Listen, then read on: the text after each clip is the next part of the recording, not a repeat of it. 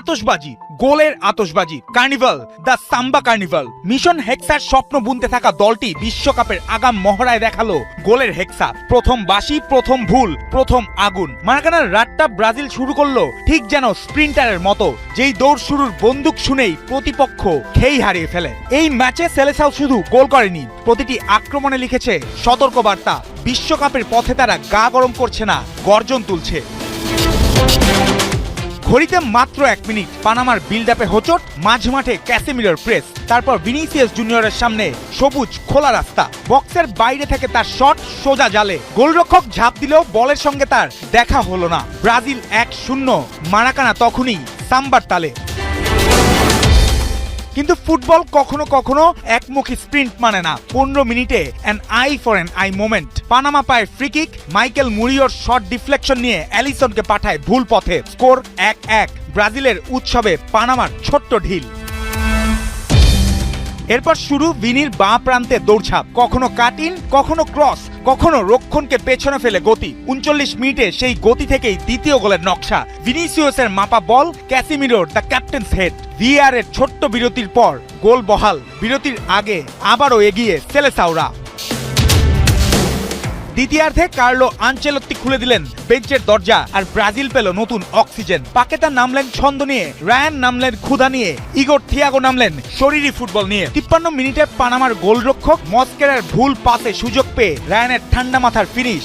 Scoreboard তখন 3-1। পানামার ভুল, শাস্তি ব্রাজিলের। 60 মিনিটে পাকেতার শিল্প, ডগলাস সান্তোসের পাস থেকে বক্সে তার পরিমিত ফিনিশ। যেন শব্দ কম, কাজ বেশি। 4 মিনিট পর বক্সে ইগোর থিয়াগোকে থামাতে গিয়ে পেনাল্টি দেয় পানামা। নিজেই স্পট কিক নেন থিয়াগো, নিজেই গোল করেন। স্কোরবোর্ড তখন 5-1। ম্যাচের নিয়ন্ত্রণ পুরোপুরি হলুদ জার্সিদের হাতে। 80 মিনিটে মারাকানা পেল পোস্ট কার্ড গোল। পাকেতার নরম চিপ, দানিলোর নিখুঁত কন্ট্রোল, ডিফেন্ডারকে সরিয়ে ফিনিশ। ব্রাজিল 6-1। রাইট ব্যাক যখন ফরওয়ার্ডের মতো গোল করে তখন বোঝা যায় দলটা শুধু খেলছে না, মজা নিচ্ছে।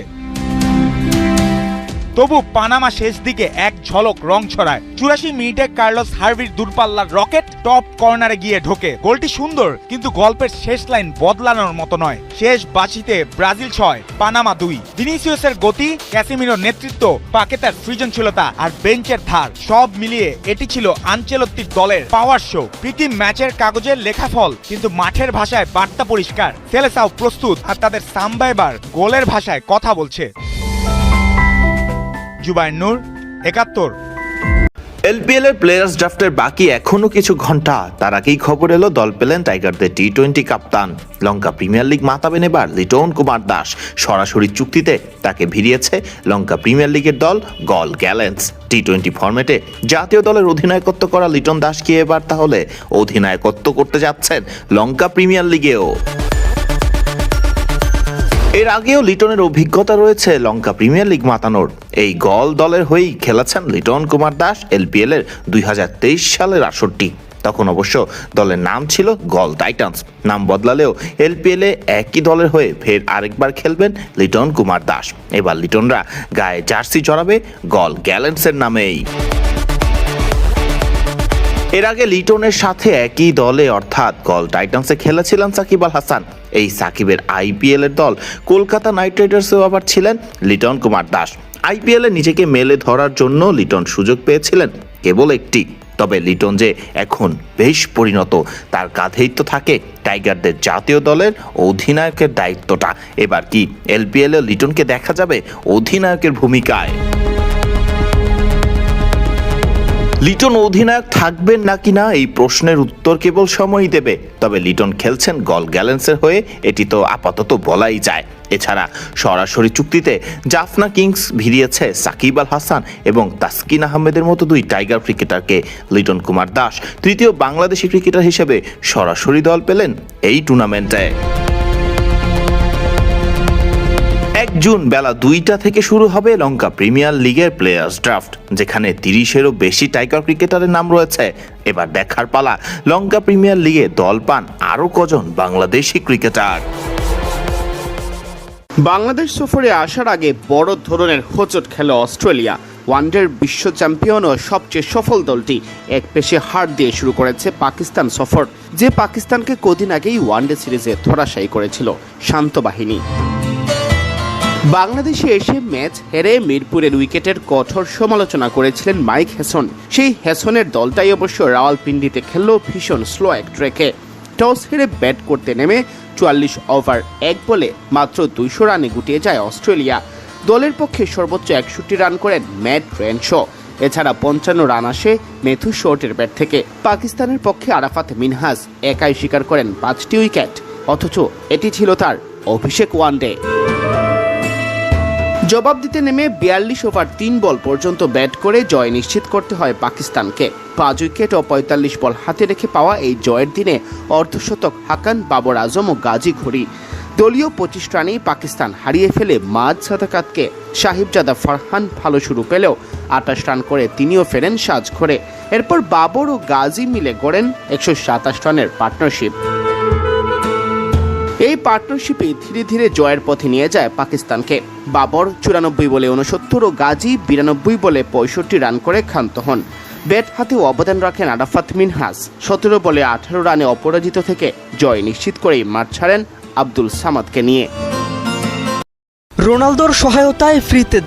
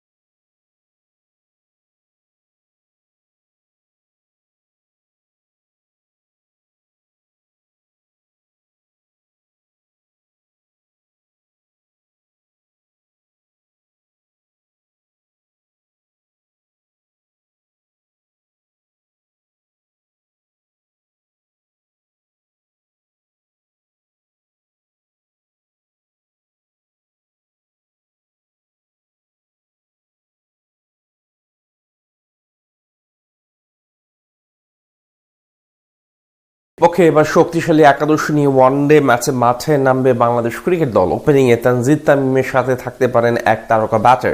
মিডল অর্ডারে আস্থার নাম লিটন কুমার দাস। বোলিং ইউনিটে নাহিদ রানার সাথে থাকবে বড় চমক। অস্ট্রেলিয়ার বিপক্ষে তাদের নিয়ে তবে কেমন একাদশ সাজাবে বাংলাদেশ, সেটাই জানবো রিপোর্ট।